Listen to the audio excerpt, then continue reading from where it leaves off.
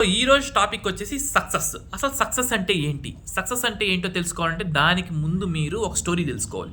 So ఇద్దరు persons కలిశారు. ఇద్దరు ఏజ్ వచ్చేసి 50 years అనమాట. సో ఒక అతను చెప్తున్నాడు, రే నేను కంపెనీలో డైరెక్టర్ రా, నాకు నెలకి 2.5 లక్షలు వస్తుందిరా, ఇదిరా అదిరా, నేను ఎంత సాధించాను, ఇన్ని నాకు అవార్డులు వచ్చినాయిరా కంపెనీలో, నేను లేకపోతే కంపెనీలు లేదురా, నేను సక్సెస్ అయిపోయాను రా అన్నాడు. ఇంకో అతను వచ్చేసి 50,000 సంపాదిస్తున్నాడు. ఆ 50,000 అతనికి 2 లక్షలు అతను చెప్తున్నాడు.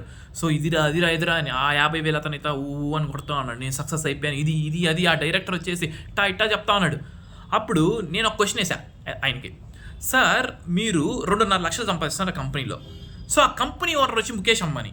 ఆ ముఖేష్ అంబానీ రోజుకి 160 కోట్లు సంపాదిస్తాడు. సో ఆయనతో మీరు పోల్చుకోకుండా మీకన్నా తక్కువగా ఉండే వాళ్ళతో పోల్చి నేను సక్సెస్ అయిపోయాను, అదైపోయాను, ఇదైపోయాను అని అనుకుంటున్నారు.